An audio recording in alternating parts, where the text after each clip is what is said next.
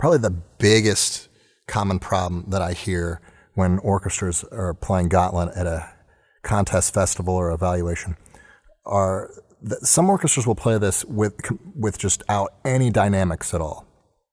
Everything's the same dynamic the whole piece. And one of the issues is with the short notes. Short does not equal loud.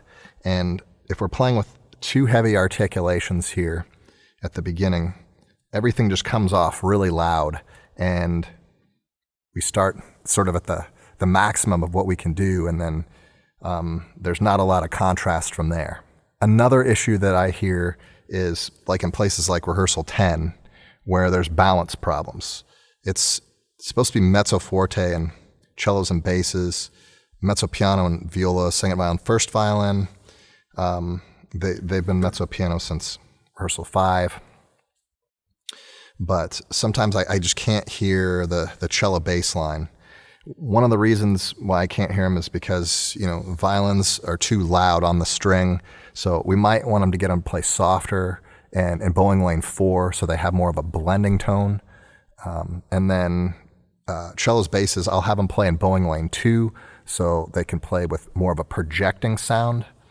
With the basses, I like to have them play on the string. If they play this too short and too off the string, we lose a lot of sound and a lot of tone. So if you're having balance issues there, definitely keep your basses on the string longer. Maybe have them play a little bit longer note lengths too, so you can get those melodies to come out. There are some string crossings here that can create problems. And we have string crossings from the D string to the C string. Measure 8, for instance, we have F natural coming down to C and violins, and sometimes that's out of tune and just not very clear.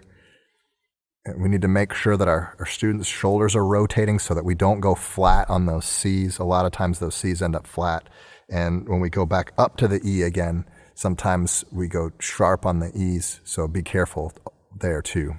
This pattern is reoccurring. We have it here, C, F natural, C, E, C, F natural, C, E, C, F natural, C, E,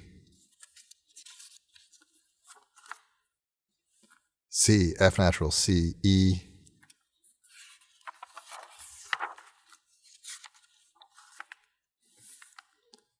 C, F natural, C, E, C, F natural, C, E, C, F natural, C, E, C, F natural, C, E. So we have it a bunch of times, which means that if you teach your students well and they're consistent with it, they're going to do well a lot of times in this piece. But if they're not consistent with it, there could be a lot of variation, and on the adjudication rubrics, it might move you into the sometimes category rather than the mostly category. So that would be a good thing to work on. Get solid technique between, the C on the G string and the E on the D string, so that those back and forth string crossings are going to be in tune. Sometimes we have key signature errors, and when cellos are playing on the A string for the first time, like at 25, they have B naturals here. Same thing at 29. But then in measure 50, they're on the A string and they have B flats and they're not marked. Well, they're marked in the key signature, but they're not marked otherwise. And I hear this note missed quite a bit. And I also hear these B flats in 65 and 66. I hear those missed quite a bit too.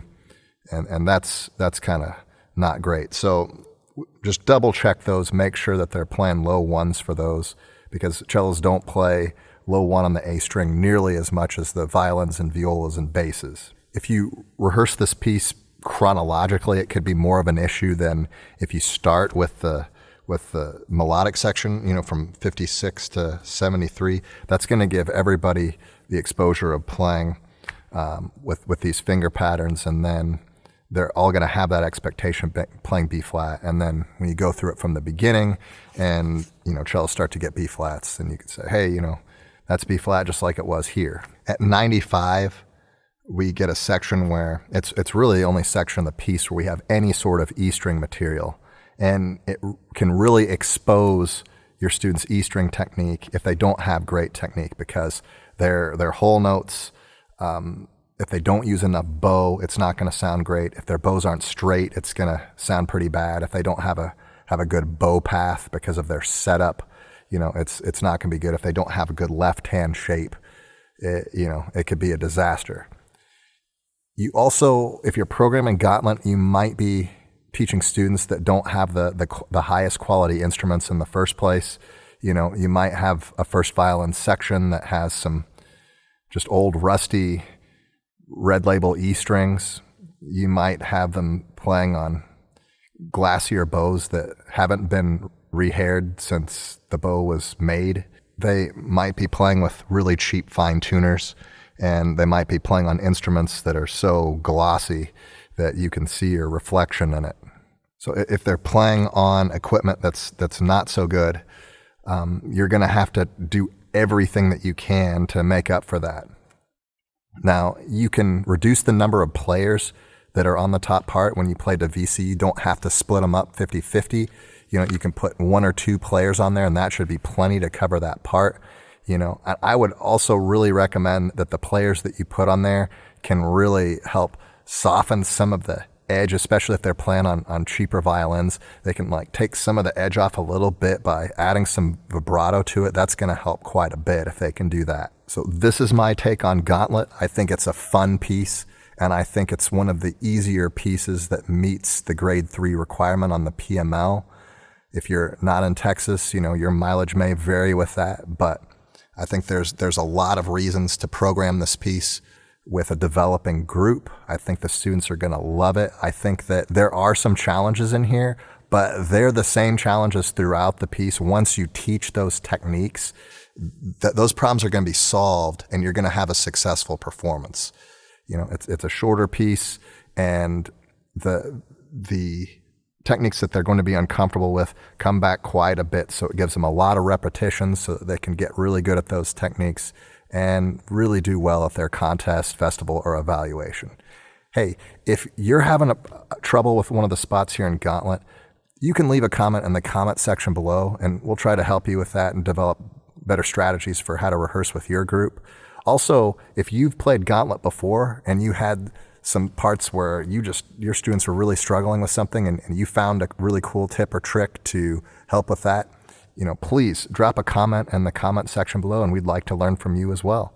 So I hope you enjoyed this episode on Gauntlet, and we'll see you next time.